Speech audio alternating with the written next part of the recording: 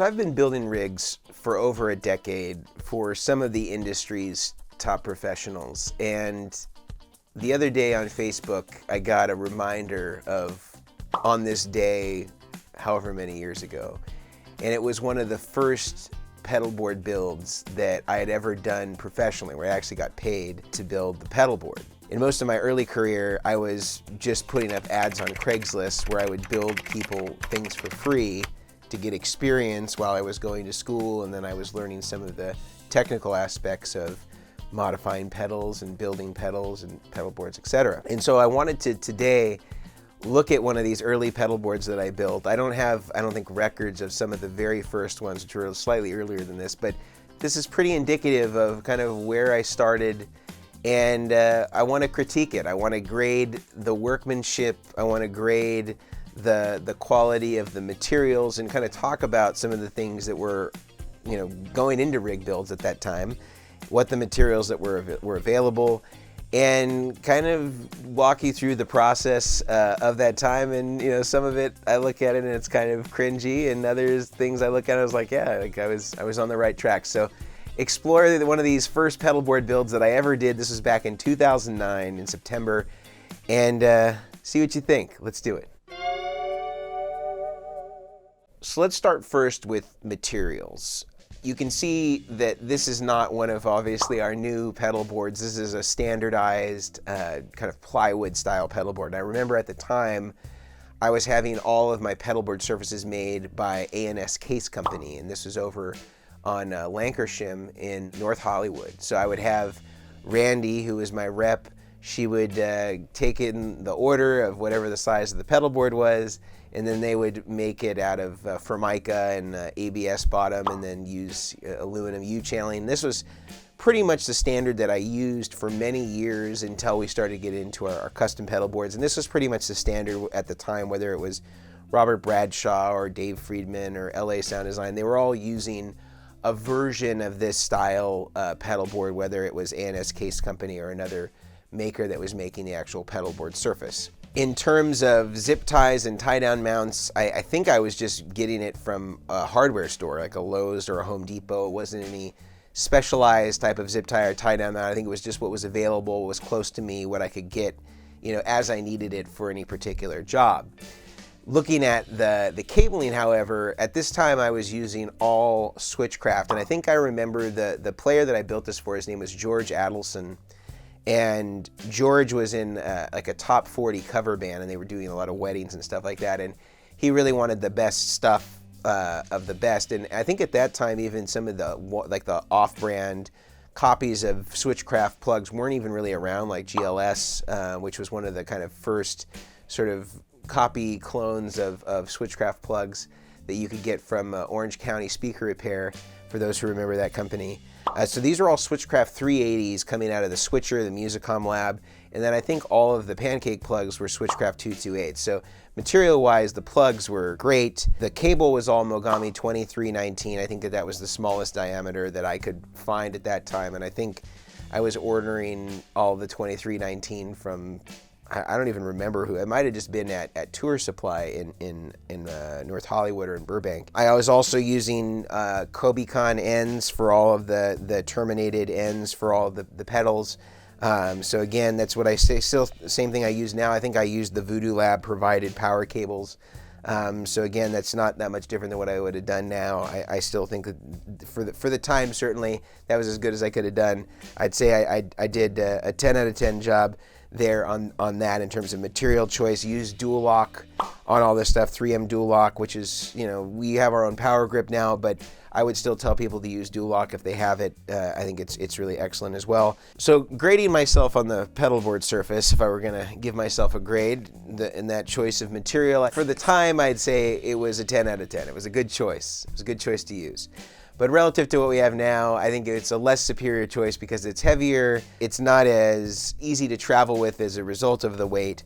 I would say the benefit, though, however, of using this type of platform is they were infinitely customizable, and I think that's why a lot of people used these particular type of materials to make pedal boards, because you could pretty much make it any size you wanted it, down to the nearest quarter of an inch, presumably, or even tighter than that. and be able to get something that was perfectly customized to the user. So in that sense, I think that they were beneficial. If I were comparing against today's materials, maybe I would say it would be less enthusiastic, maybe give it a 7 out of 10. But I think for the time, I think this was a 10 out of 10. I approve of my material choice for the pedalboard surface. Now for the pedalboard accessories, like the tie-down mount zip ties, the things that uses all the fasteners, you know, the truth is at the time I kind of frowned on the Home Depot quality stuff, and I always favored a marine grade zip tie and tie-down mount with an adhesive back. But the truth is, after having used all like the Titan Hellerman, you know, high quality marine grade adhesive back 3M mounts, I would say that actually the Home Depot ones seem to hold up just about as well, because I have rigs that predate when I was using the higher end stuff, and I have to say that they are pretty robust. They're a lot bigger, so I think that that's a downside of it, that you can't get the Home Depot versions in a 1/2 inch size, only in the 1 inch size. But as far as the quality of the zip ties, it's pretty much 1-to-1 as anything else that you could get out there. The tie-down mounts are actually pretty good. They're maybe a little bit big. I'd say in my material choice, I'd give myself a 7 out of 10 on that, only because of the size. But in terms of the quality, I think it's still 10 out of 10 either way. They actually do last really well, and if you were to go buy zip ties or tie-down mounts from Home Depot today, they're actually very good quality. So I don't think that you're losing out. You're just getting a little bit bigger base zip tie, which could be problematic in a really tight rig where you have a limited amount of space and you need to use those 1/2 inch zip tie tie-down mounts. But in a system like this, clearly there was plenty of room, and those work just fine. So I would score myself favorably there. Now, in terms of the actual build and assembly, let's go there, because I think that this is where we see probably the biggest difference between then and now. I would say in terms of the usage of the space, I did a bad job. Like, this pedal board is way bigger than it needs to be. Everything is really spread out. There's a lot of space between things. I wouldn't say there's particularly neat cable runs in terms of how things are leaving the switcher and getting into the pedals. The risers that I used at the time were just blocks of plywood, basically just the same material as the pedal board, and then just laminated in 1/2 inch increments to make up whatever the height is that I needed. And they were really heavy and really cumbersome. So you can see anything that's like not in a front row is on one of those. The Eventide pedals are on those. Just not really a great use of the amount of space there. Certainly easy for me to work with because there's a lot of space between pedals, but in terms of the neatness and the routing, I would say that that's a 6 out of 10, a D. It wasn't a good job. I think definitely critiquing myself then, I could have done a lot better in terms of consolidating the overall pedal board size, getting things closer together. I think this is probably a function of my inexperience with doing switchers. I think that was the first switcher rig that I had done at the time. I'd done some rack stuff, but there was a lot more leeway or forgiveness on a rack because everything's kind of behind. You can kind of tie all the cables together in one big loom. So it was a little bit different than the approach here. So I would definitely say I didn't do a good job on being able to keep it small and compact. Given the number of pedals and the amount of space that we had available, it was definitely way bigger than it needed to be. The risers equally really heavy. You know, I didn't have availability of a fixed pedal board riser at the time like I would use for individual pedals like that, or any sort of bridge system like we have now. So it definitely added a lot more unnecessary weight. And also the fact that most of this was controlled by the switcher, I probably didn't even really need to put them on risers. So I think I was kind of like, I was trying to give the player an option that he really didn't need by giving him access to everything, even though it was already incorporated into the switcher. So I don't know, I would definitely say, generously, I think a 6 out of 10 is probably the grade. Could even go lower, I think, potentially on this.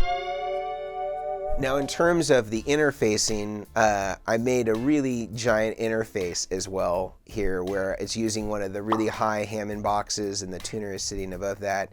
And it doesn't look like it's powered, so it looks like I must have been relying on whatever the buffers were that were inside of the Musicom lab in order to satisfy the buffering of the system, and this was just a passive box, just 1-to-1. And the first thing I thought when asking myself is, why did I choose a box so big? I would have been able to get, presumably from Tour Supply, a 1590 or something that would be more appropriate to the size of the actual tuner and didn't need to sit up so high. I'm not really sure why I use that box at all. It seemed way too big for the job, completely unnecessary. So I would say in terms of the interface box, I'm also going to give myself a 6 out of 10. It seemed like a dumb decision to go that high. It's putting the tuner up way too high. Maybe I was trying to clear the volume pedal over there, the wah, and thought it needed to be that high, but I don't know why I did that. It seems like it was overkill. So definitely marks down on that. I think 6 out of 10 is generous. The other thing I saw is that with the Voodoo Lab Pedal Power 2, I was utilizing the auxiliary, the courtesy outlet, and then I put multiple power supplies in there. Now, given the time and that there weren't a lot of power supply options other than the Pedal Power 2 or the Dunlop DC brick, we wouldn't have been able to power all these things no matter what, especially that number of Eventide pedals. And the Hilton volume pedal had a weird, it was like 24 volts or something like that, so you had to use its supply. So I do actually think it was creative to use the power strip that I had mounted down to the pedalboard surface and then have the courtesy out coming in. So then I was able to use wall warts to power the individual Eventide pedals and then just cut those down to length. Same with the Hilton, so I could power all that stuff and still be able to utilize the Pedal Power 2 for all the 9-volt kind of standardized pedals that would accept that voltage. Again, there weren't Zumas, there weren't Chalks, there weren't all these other power supply options that fluctuated between 9 and 18 volts, or to be able to power multiple high current pedals like those Eventides, or even the switcher at the time was kind of a stretch for most of those ordinary power supplies. So this was definitely something that I thought was a good way to handle what was on there and make it work with the available power supply. So I'd actually say, in the way that I handled that, I would give myself a 9 out of 10 given the circumstance. Although doing that now would certainly be frowned upon. It would be more of a 5 or a 6 out of 10 with today's available power supplies. I think if this were the condition now, I would just encourage the customer to move to a power supply that could actually accommodate everything under the same roof instead of having to use these external power supplies. I also saw that I really isolated the power supply in the corner, which is what you want to do if you ever are using a linear supply like a Voodoo Lab Pedal Power or 4x4. The newer versions, the Pedal Power 3s, are switch mode, so it wouldn't be the same problem. But in the old days, you really had to put that power supply in the corner because you didn't want to have any leakage and you didn't want to have any issues with the magnetic field getting into any of the pedals. So this is definitely good practice that on all the early pedal boards that you've seen of mine that have these sorts of power supplies on them, they're always isolated in the corner for the noise purposes, and also keeping it away from the wah so you don't have any issues with the inductor of the wah getting all freaked out with interacting with the toroid transformer negatively. Now let's analyze now the overall style of the rig and kind of maybe how things have changed. So stylistically, if I were to kind of insert myself in time back in 2009 and rebuild this rig from scratch with what was available then, firstly, I would have consolidated the actual interface box, made it much, much smaller so that it matched more of the size of the tuner. Maybe even not put the tuner on there at all, because I probably would have moved the tuner up. I would have just brought in the whole entire pedal board to get that a lot tighter and a lot closer than it was. The other thing I would have done is I probably would have added an output buffer, because I don't think that the music comms at that time had output buffers. If they did, then maybe I could maybe I'd be okay, maybe I wouldn't have to have an output buffer. I think I remember them only having an input buffer at that time. So I would have added an output buffer in that actual interface box. I might even added a tuner out, although I think there was a tuner out on the Musicom Lab. So we could have run the tuner out of that, and I don't think that I did do that. I think I ran that in series, so I'm not sure why I did that either. So another strike against me for that. The other thing I would have done differently is just neater cable runs, not giving myself so much space. I gave a ton of space to all the cables, which it's fine, it just was unnecessary and actually just expanded the size of the pedal board. I think I would have taken all of the pedals off of risers, especially if everything is inside of the loops of the Musicom. There's no reason for those risers. You shouldn't need access to any of the pedals. I would have put them just down on the actual base level of the pedal board, so that would have lessened the weight, would have allowed me again to bring things in a little bit tighter. That would have been a more consolidated, easier pedal board to handle, to maneuver, easier to travel with, easier to fit into a case, and could fit into a smaller case. I also would just say that stylistically, the way that I would do runs, I think that I left a little bit too much gaps between things. I think I could have used more zip ties, more tie-down mounts, could have consolidated the looms a little bit better, could have created a little bit more of a straight line between the second row of pedals. I think I could have used the eventides potentially in a little bit better proximity and space to everything else on the pedal board. I think they're kind of in a little bit of a weird position being there on the side. I think ideally on switching boards with switchers, you want the switcher, the tuner, the volume pedal on the wall in the first row, and then everything behind that. I think I could have utilized that spacing a lot better here. So I think overall, just implanting myself in that situation, I do think that I did a 6 out of 10 job. Now, maybe not so much in terms of the material, but in terms of the approach and the style of the board. I think it could have been done much better. I think it could have been planned much better. And I think that you could clearly see here that I was still kind of figuring out, maybe not in terms of the wiring, because I know that this board worked great for George for years and it was really rock solid. So I know in terms of the quality it was there, but in terms of the sizing and some of the things that come with more experience, I certainly didn't deliver on that. And I could see here that I was definitely getting my sea legs, in particular with the switching rig. So that's kind of my overall critique of where I think things could have gone better. My critique on the different materials that were used, the different layouts, approaches, the powering, the things I did well, the things I didn't do so well. But I'd like to hear from you. What do you think are some of the biggest differences you notice in the rigs that you see us, coming out with now versus back in 2009 when I was just starting to get paid to do this sort of work? And where do you think some of the gaps are? Where do you think there's some places that I could have improved? Putting yourself back in 2009 shoes, what are some things that I could have done differently? I'd of course love to hear from you, would love your critique or your analysis of my critique. Do you think I'm being too easy on myself? Am I being too hard on myself? I'd love to hear from you in the comments below. So that was my analysis, my kind of cringeworthy look of one of the first rigs that I was paid to build for my friend George back in 2009.